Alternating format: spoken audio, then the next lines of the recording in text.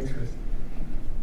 Well, good evening. I should say my name is Jeff Haase, and with Great River Energy, we are focused on integration of renewable energy through various end uses, end use strategies, and that's really my role for Great River Energy. In sort of the next slide, we serve a large percentage of the state of Minnesota geographically.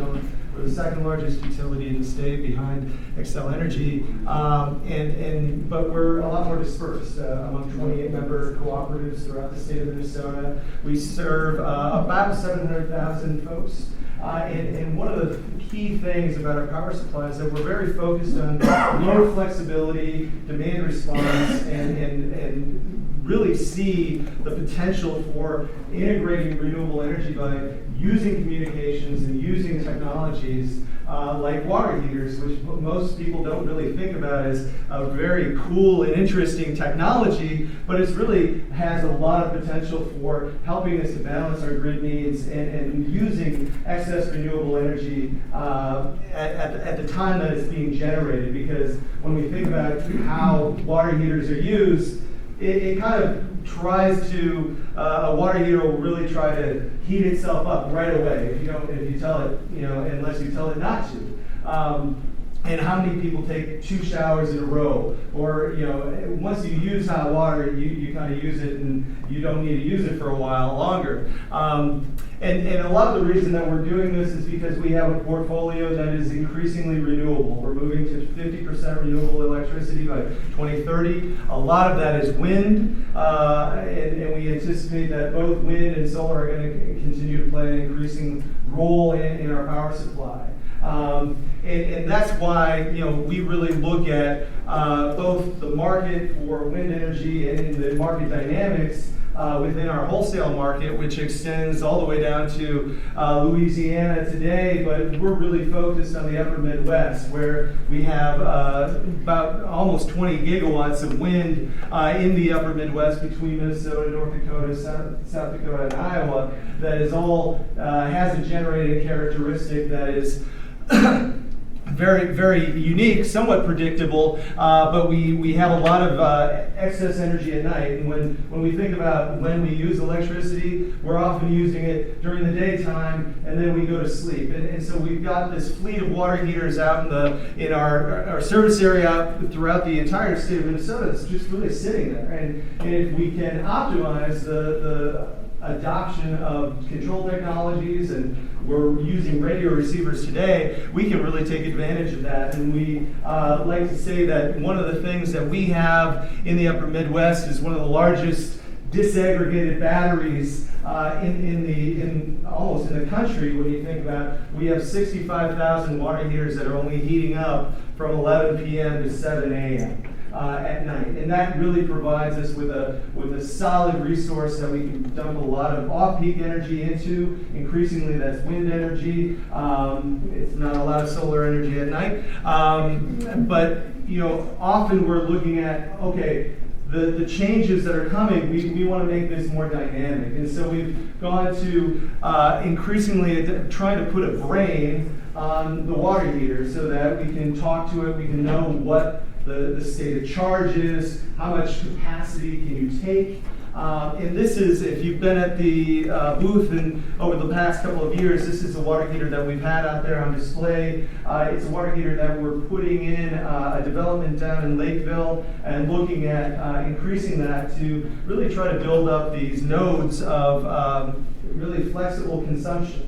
And if we and part of what makes that work is it's not only the water heater itself, but the communications. And a lot of people have a lot of hope for Wi-Fi, and Wi-Fi has a lot of potential, but we're also looking at ways in which we can use long-range radios and radio communications to kind of have this back and forth dialogue throughout the day with these water heaters. Because if you can speak to the water heaters throughout the day, you can kind of say, okay, let's turn on, let's turn off, let's turn on, let's turn off. Let's see how much capacity we can use so that we're not in a position where we're dumping renewable energy. We see this happening in the Southwest today, where there's so much solar today that there's periods of time where the price is going negative, and people are trying to do what is called reverse demand response to consume that energy and really balance the market, because it's an abundance of supply.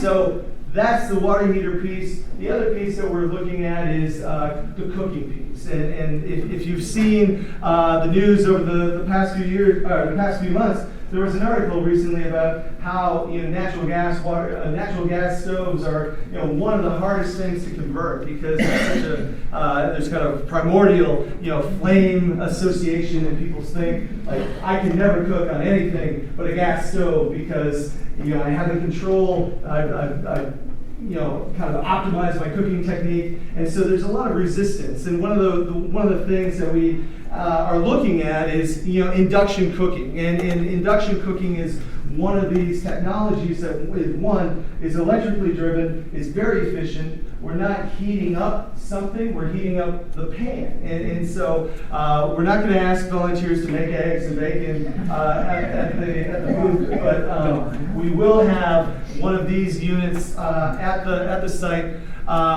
to kind of show it, and I think there's going to be a plug that we plug it into to kind of heat up water, because one of the things that's very interesting about this is that you get the right pan on it. You can boil a cup of water, you boil a couple of cups of water in a fraction of the time that it takes to boil water on a regular stove, and it's very, so we'll have a whistling tea kettle so folks will know when it's happening, but the key thing is if you're looking at induction, if it's magnetic, it'll work. If it's not magnetic, it won't work, because there's a magnetic association with the cooktop itself.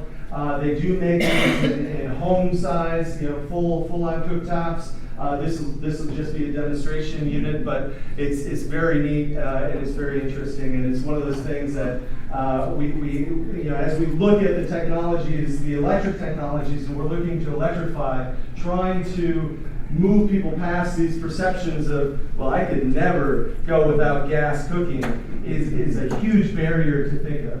That gas cooking and gas fireplaces are going to be the last bastions that people kind of say, oh, forget about it. So anyway, that's all I've got. I'm curious about what Great River Energy's interest is in using electricity for cooking, because there's already a peak demand at mealtime, and now you're asking people to switch away from propane and natural gas to induction stoves, and you're going to make the problem worse, no?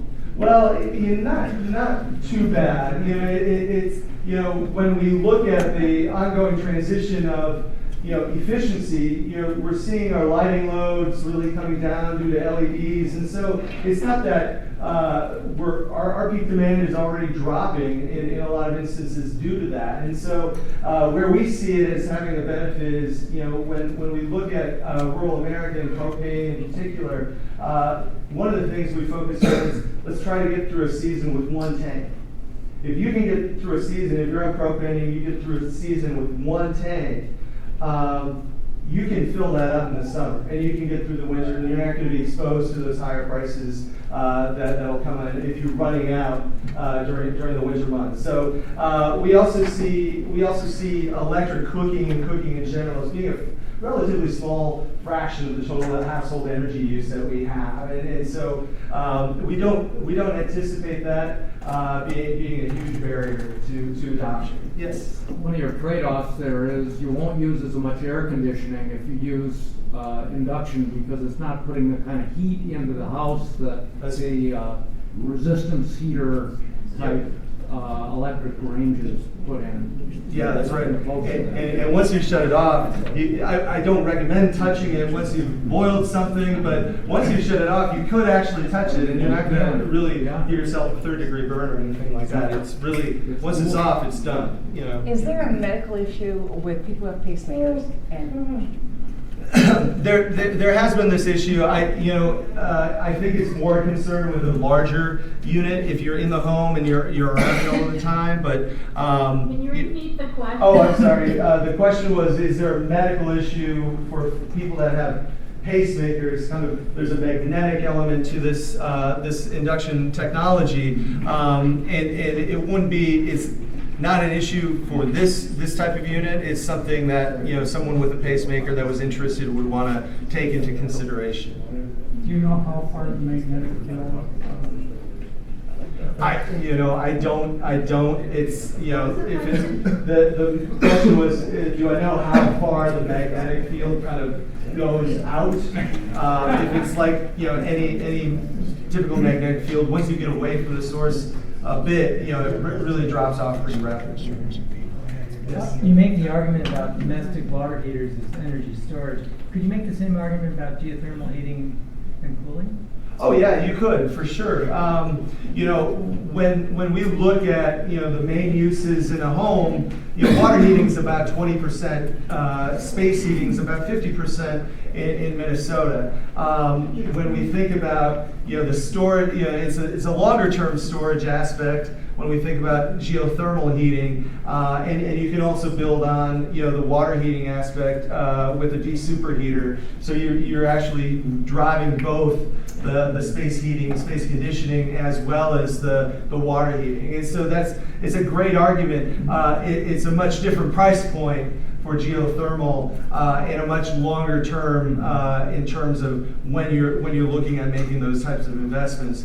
Geothermal is kind of a once every 50 years, whereas a water heater you're looking at it once every 10 years, and really depending on the hardness of your water. So. All right. Oh, I'm getting the hook. Thank you.